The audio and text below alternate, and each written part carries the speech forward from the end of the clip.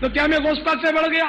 نہیں نہیں، میں تو غوث پاک کے قدموں کی خاک کا بھی غلام ہوں، خاک کی بھی خاک ہوں، ان کے کتوں کا کتا ہوں، جو کچھ ملا ان کے صدقے، یہ دعوت اسلامی ہے ان کے غلاموں کا۔ ہم کہتے ہیں ہم غوث پاک کے گلی کے جناب ولی تو ہیں نہیں کہ ہم کہیں کہ آپ کا قدم ہماری گردنوں پر، ہم تو کہتے ہیں یا غوث ثقلین، اے غوث اعظم، آپ اگر نسبتوں میں ہم عاجزی کا یہ انداز اختیار کرتے ہیں، آپ کی گلی کے کتے سے بھی نسبت ہو جائے، یہ بھی ہمارے لیے بہت بڑی سعادت کی بات ہے۔ کچھ کہم ہی نہیں ہے آستان پاک کے کتے، زمانہ پل رہا ہے کھا کے ٹکڑا غوث اعظم کا۔ لوگ تو اب سگے غوث اعظم اور اپنے پیروں کے نام لگا کے بھی سگے ساتھ لکھتے ہیں، اور پھر وہ کہتے ہیں جی وہ صحابہ کہف کے کتے کا ذکر موجود ہے قرآن میں، تو اس سے ہم لیتے ہیں۔ وہ تو صرف اتنا ذکر ہے کہ وہ کتا جو ہے وہ غار کے دہانے کے اوپر ہے، قطعاً اس میں نہیں لکھا ہوا کہ آپ اپنے آپ کو کتا کہنا شروع کر دیں، بس ایک ذکر ہے۔ تو سر ایک اور کتے کا بھی ذکر ہے قرآن کے اندر، وہ آپ کیوں بھول گئے ہیں؟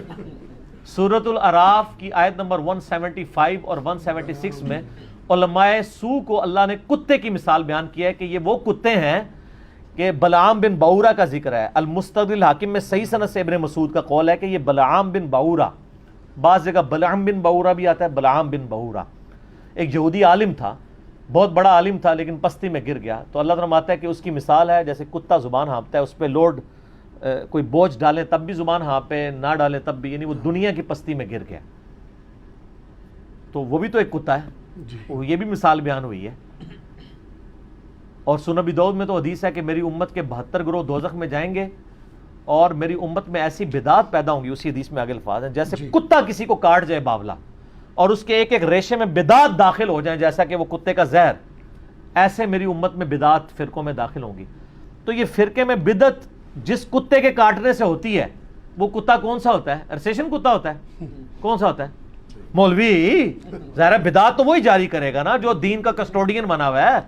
تو نبی علیہ السلام نے بھی کتے کی مثال بیان کی ہے۔ اچھا پھر لیم ایکسکیوزز بھی ہو دیتے ہیں، وہ کہتے ہیں دیکھیں نا جی مولا علی کے بارے میں صحیح مسلم میں آتا ہے کہ انہوں نے مرہب کے خلاف ریڈز پڑھا تھا کہ میری ماں نے میرا نام حیدر رکھا ہے، میں شیر ہوں، ٹھیک ہے، تو شیر بہادری کے لیے استعمال ہوتا ہے۔ اسی طریقے سے حمزہ ابن عبد المطلب کو نبی علیہ السلام نے کہا اللہ اور اس کے رسول کا شیر۔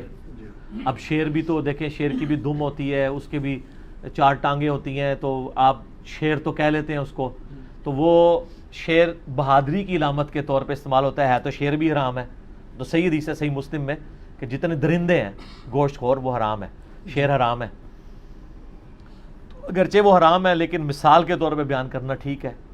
تو سر شیر کی مثال تو قرآن و حدیث سے ثابت ہے۔ اور میں ایک معصومانہ سا سوال کرتا ہوں، کسی کو کہا جائے شیر کا پتر تو وہ خوشی ہوتا ہے نا، اور اگر کسی کو وہ کہا جائے جس کے نام کا آپ دفاع کر رہے ہیں، آپ کو ہی کہہ دیا جائے، تو میرے خیال آپ کو میری بات کا جواب مل جائے گا۔ یہ نٹوریس مثال ہے، اور قرآن و حدیث میں نٹوریس مثال کے لیے استعمال ہوا ہے۔